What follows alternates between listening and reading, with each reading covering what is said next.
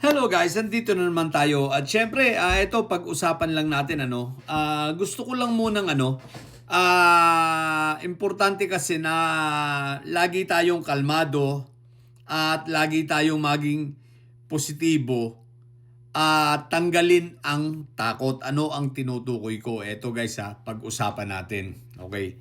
Kasi lagi na lang issue ang destabilization, tuwing may destabilization, ang daming mga taong takot na takot, laging nangangamba, at nawawala ang tiwala sa gobyerno.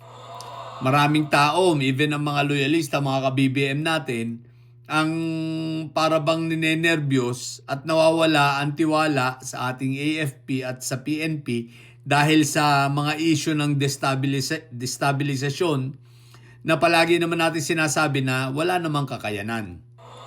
Magi po tayong mapanuri. Kung ang nagde-destabilize ba ay may kakayanan. Okay? Nitong nagdaang araw ay may interview itong si dating Colonel Kerubin at sinabi niya sa kanyang mga interview na kinausap niya yung mga junior officers kung sila ba ay naniniwala sa mga panawagan nito mga retired generals, nakagaya nito, ito mga nagde-destabilize nito, kagaya nito sila Pokis at sinamaliwanag ang sagot ng mga junior officers.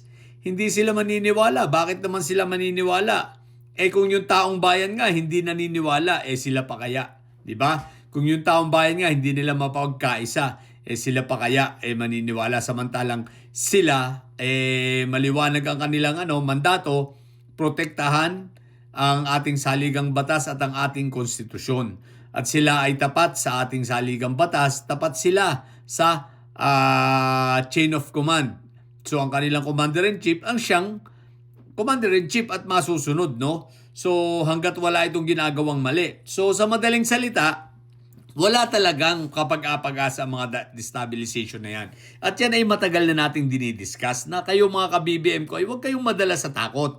Unang-una, sa aking buhay na ito, sa aking pagkakaintindi at sa lahat ng aking nasaksihan, dahil ako'y martial law baby, lahat ng gobyerno, lahat ng iyo po ay may destabilization na magaganap at mangyayari. Dahil yan ay karugtong na ng ating sistema, Dahil sa kalayaan natin, dahil sa demokrasya, hindi mawawala ang destabilization plot. Ang lagi na lang tanong, may kakayanan ba?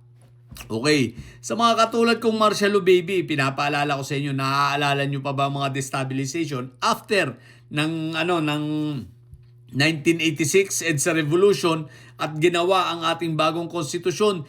Ilang kudita ang inabot ni Cory Aquino, 'di ba? Bilang pangulo, nakatatlong kudita na ginawa ng mga RAM, pero syempre hindi nagtagumpay. Yun, mga madugong kudita pa ang mga nangyaring yun. Talaga nagkaroon ng barilan, nagkaroon ng si Biason pa ang AFP noon, AFP chief, natatandaan ko, at nagkaroon ng ng talagang confrontation dito sa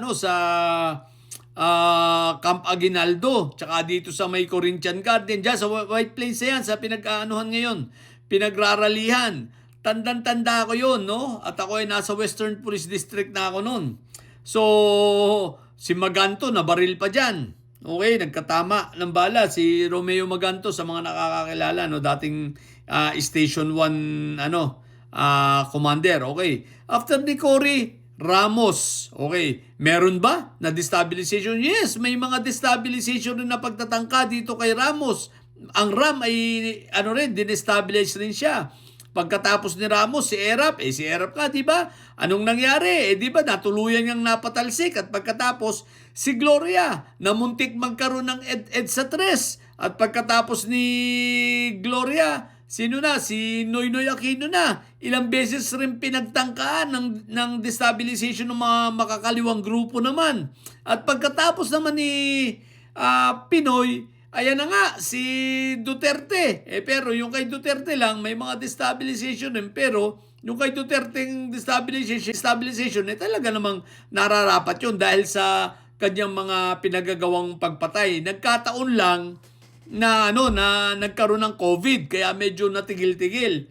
At ngayon naman, ito, sa panahon ni PBBM, So guys, ibig kong sabihin, ang pinupunto ko rito, hindi nawawala ang destabilization. Ang sinasabi ko, may kakayanan ba sila? Ngayon, tayong mga Pilipino, maging mapagmatyag tayo at magtiwala tayo sa AFP, kitang-kita naman. Ano naman ang reason para i-destabilize? Anong reason pala para pabagsakin nila ang Pangulo? At anong reason bakit sasama ang taong bayan? Nakitang-kita naman ng taong bayan na ang Pangulo ay nagtatrabaho. At sino ang papalit? Si Inday Sayad. Paano mo mapapaniwala ang mga military? Paano mo mapapaniwala ang sambayan ng Pilipino kung ang ipapalit nila ay si Inday Sayad? At obviously, ang mga nagdi-destabilize ay mismong mga tao ni Inday Sayad. Paano magtatagumpay yan? Kaya nga sabi ko sa inyo guys, simula't simula pa, nang lumabas yung mga distab na yan ng mga issue, ako'y natatawa lang. Sinasabi ko na sa inyo, walang kakayanan, walang capability, at hindi magtatagumpay. Noon ko pa sinasabi, paulit-ulit, no? Na sinasabi ko na walang mangyayaring ganyan kasi nga ang mga sundalo ay hindi papayag. Sino ba namang sundalo ngayon ang papayag na ang paupuing presidente ay anti-China? Anti-China, pro-China? Habang sila ay nakikipaglaban para sa Pilipinas, may mga nasusugatan na tayong mga sundalo dahil sa kagagawan ng China na yan. Tapos kakampihan pa nila. Di ba napaka-imposible? Napaka-illogical. Kaya ko lang ito kinokontent ngayon na mga ka-BBM ko, mga koloyalista. Dahil ang daming nagtatanong sa akin lagi, ang daming nagsasabi na sila ay nangangamba. Dahil dyan sa mga distab na yan. Tulad ng sinabi ko, hindi yan mawawala. Hindi yan mawawala, laging nandyan yan. Yan, ang INC, ginagamit, di ba? Pang-distab, pero ano? Ang INC, wala tayong katakot-takot kahit magpulong yan. Tandaan ninyo ha, sa kasaysayan ng ating bansa, walang rally na naipanalo ang Iglesia ni Kulto. Tatandaan nyo yan, ha?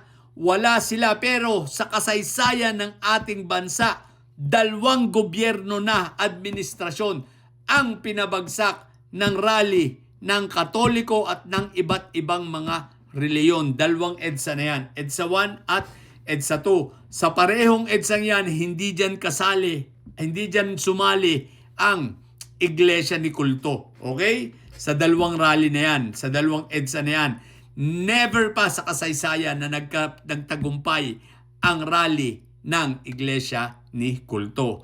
Bagamat sila ngayon kasama sila sa pag-destabilize ng ating gobyerno, pero tulad ng sinabi ko, hindi magtatagumpay yan. Walang magtatagumpay. Tandaan ninyo, maging kampante kayo, matatapos ni PBBM ang 2028, matatapos niya ang termino niya. Bakit? Nakaback up sa kanya din, ang taong bayan nakaback up sa kanya, ang AFP at PNP. Kung gusto ng destabilizer na sila ay magtagumpay, kailangan makumbinsi nila ang AFP at PNP. Paano nilang makukumbinsi? Tulad nga ng sinabi ko, sino ba namang sundalo ang papayag na ang iuupo ay pro-China? O di ba ga? Common sense. Kaya ito mga ka-BBM ko tanggalin ninyo ang takot. Huwag kayong matakot. Huwag kayong mangamba sa distab na yan. Yan ay isang normal na pinagdadaanan ng isang demokratikong bansa. No? Normal yan, mga distab na yan. Ang hindi normal ay kapag may nag-armas na. Yan ang hindi normal. Pero yung mga sali-salita, pagrarally, pagwewelga, normal lang yan sa isang demokratikong bansa. Okay? Ang pagpuna sa Pangulo, yan ay normal. Konstruktibo. Kaya lang minsan ay nasosobrahan pero hindi pa rin yun dahilan para sabihin natin na babagsak na ang gobyerno. Malabo pa yan, okay? So yun lang. Nawa ito ay makatulong sa atin. Mahimasmasa naman tayo, at wag kinakabahan, maging matalino. Okay? Yun lang po. Sa mga bobong didilis dyan na may side na nyo, ang tatay nyo ay preso, ang BP nyo ay bobo. Manatili kayong mga bobo at may side sapagkat ang may side ay laging high blood. Bye!